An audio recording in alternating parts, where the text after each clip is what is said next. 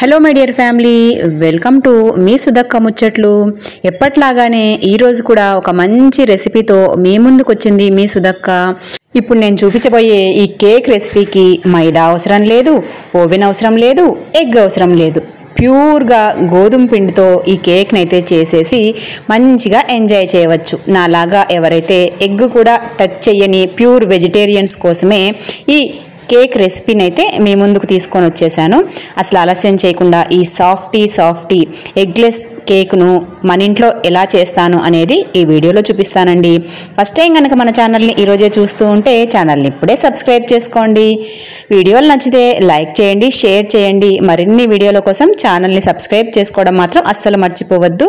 ఈ healthy super eggless కేక్ని ఇక ఆలస్యం చేయకుండా ఎలా చేస్తాను మన ఇంట్లో అనేది ఇప్పుడైతే తెలుసుకుందామా. మరి ముందుగా ఈ కేక్ కోసం అని చెప్పి 1 కప్పు గోధుమ పిండి, 1/4 కప్పు పాలు, 1/2 కప్పు షుగర్. అంటే మా ఇంట్లో షుగర్ కాస్త తక్కువగానే తింటారు కాబట్టి నేనైతే 1/2 కప్ మాత్రం షుగర్ మాత్రమే తీసుకున్నాను. మీరు కొంచెం తీపి ఎక్కువగా తినేవాళ్ళైతే 1/4 కప్పు వరకు తీసుకోవచ్చు, అంటే 3/4 వరకు మీరు తీసుకోవచ్చు. ముందైతే షుగర్ని మిక్సీలో వేసి 1 యాలక్కి వేసి మెత్తటి పౌడర్ లాగా పౌడర్ చేసేసుకోండి. తర్వాత 1 కప్పు గోధుమ పిండిని ఒక మిక్సింగ్ బౌల్లోకి వేసేసుకోండి. తర్వాత 1/2 టేబుల్ స్పూన్ వంట సోడా, మీకు దొరికితే ఈ బేకింగ్ పౌడర్ని కూడా వాడచ్చు. అందరి ఇళ్లల్లో బేకింగ్ పౌడర్ ఉండదు కాబట్టి నేనైతే ఈరోజు ఈ వంట సోడాతో మాత్రమే చూపిస్తూ ఉన్నాను. సోడా ఉప్పు వేసిన తర్వాత 1 పించ్ సాల్ట్ వేయండి, అంటే 1 చిటికె సాల్ట్ వేయండి. అప్పుడు కేకు రుచి అనేది చాలా బాగుంటుంది.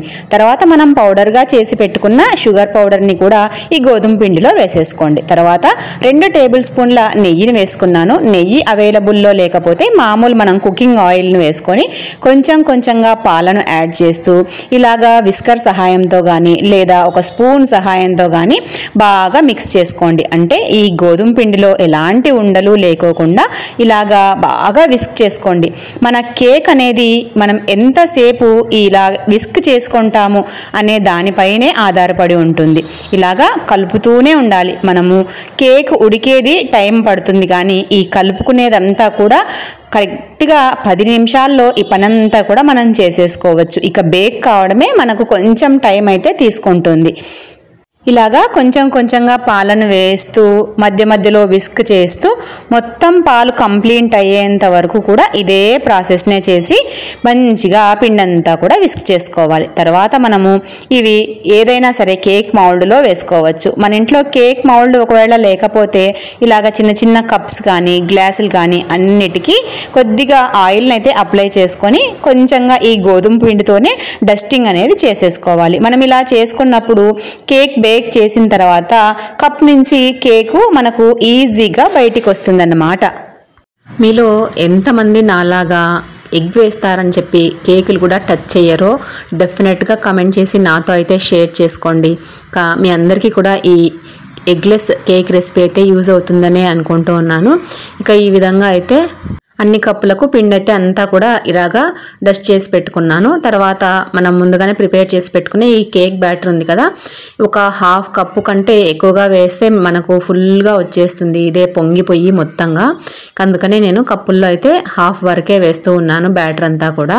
ఇక మీరు గ్లాసులు, కప్పులు ఏదైనా సరే వేట్లో అయినా వేసుకోవచ్చు, లేదా మీ దగ్గర కేక్ టిన్ ఉంటే ఇంకా దాంట్లో కూడా వేసుకోవచ్చండి.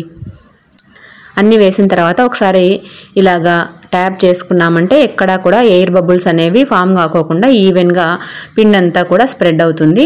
తర్వాత ముందుగానే ఒక 5 నిమిషాలు ప్రీ హీట్ చేసి పెట్టుకున్న మందపాటి కుక్కర్ని స్టవ్ మీద ఉంచుకున్నాను. దాంట్లో ఇవన్నీ కూడా సెట్ చేసేసుకొని మూతను ఉంచి ఇంకా లో ఫ్లేమ్లోనే ఒక అరగంట పైనే వీటిని బేక్ చేసుకోవాల్సి ఉంటుందండి. ఇంకా ఇవి ఉడికే దాన్ని బట్టి అనమాట.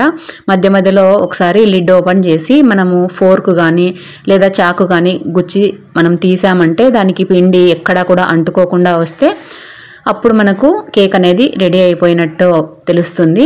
అప్పటి వరకు అయితే మనం కేక్ చేసుకోవాలి. నాకైతే దగ్గర 40 మినిట్స్ అయితే ఈ కేక్స్ బేక్ కావడానికి టైం అయితే పట్టిందండి. చూస్తున్నారు కదా, చక్కగా అన్నీ కూడా పోసినవన్నీ కూడా కేకు ఇలాగ పొంగి మంచిగా బేక్ అయ్యాయండి. ఒకసారి నైఫ్ పెట్టేసి చెక్ చేస్తూ ఉన్నాను చూడండి, ఎక్కడా కూడా అంటుకోకుండా వచ్చింది కదా. ఇక ఇప్పుడైతే మనము స్టవ్ అయితే ఆఫ్ చేసేసి ఒక 5 నిమిషాలు దాన్ని అలానే వదిలేసామంటే మంచిగా సెట్ అవుతుంది అడుగున. తర్వాత నైఫ్ తీసుకొని చుట్టూ కూడా మనము పిండిని వదిలించుకొని ఇలాగా మనం తిరిగేసామంటే గిన్నెలన్నీ కూడా కేక్ అనేది మంచిగా కుక్ అయిపోయి ఊడొస్తుంది. చూసారా కేకు ఎంత సాఫ్ట్గా ఉందంటే, అసలు కొన్నవి కూడా ఇలా ఉంటాయో లేదో, నేను ఎప్పుడూ తినలేదు కాబట్టి నాకు తెలియదు. అంత సాఫ్ట్గా ఉందండి. అసలు నాకైతే ఎంత నచ్చిందో, టేస్ట్ కూడా చాలా బాగుంది. ఇలాచీ ఫ్లేవర్ వేసాను కదా, ఇక అది కూడా చాలా బాగా అనిపించింది. మీ ఇంట్లో వెనీలా ఎసెన్స్ కానీ లేదా పైనాపిల్ ఎసెన్స్ కానీ ఏదైనా ఎసెన్స్ ఉంటే కూడా మీరు దాన్నైనా యాడ్ చేసుకోవచ్చు మంచి స్మెల్ కోసము. నాకైతే ఇక ఇలాచీ ఫ్లేవర్ నచ్చింది. ఈ కేక్ చూస్తే అస్సలు సూపర్ ఉందండి, ఎంత సాఫ్ట్గా ఉందో. ఈ కప్లో కేక్ మాత్రం అద్దరిపోయిందండి, అసలు భలే వచ్చింది ఈ కప్లో కేకు. ఇక ఈ చిన్న కప్లోది మాత్రం కొంచెం మంచిగా రోస్ట్ అయింది, కప్పు కొంచెం మందంగా ఉంది, అందుకనే ఇలా అయితే కొంచెం ఎక్కువగా రోస్ట్ అయింది. ఇప్పుడైతే ఒక చిన్న ముక్క తినేసి చెప్తాను మీకు టేస్ట్ ఎలా కుదిరింది అనేది. సాఫ్టీగా ఎంత బాగుందో అండి, అసలు చాలా బాగుంది. టేస్ట్ మాత్రం నాకు పిచ్చగా నచ్చేసిందండి. ఇక మీరు కూడా ఇలాంటి కేక్స్ తయారు చేసుకొని మీకు ఎలా కుదిరింది అనేది డెఫినెట్గా కమెంట్ చేసి నాతో అయితే షేర్ చేసుకోండి. మరి వీడియో నచ్చితే మాత్రం లైక్ చేయండి. మరిన్ని ఇలాంటి వీడియోల కోసం ఛానల్ని ఇప్పుడే సబ్స్క్రైబ్ చేసుకోండి. మరో మంచి వీడియోతో మళ్ళీ మీ ముందు ఉంటుంది మీ సుధక్క. అంతవరకు సెలవు.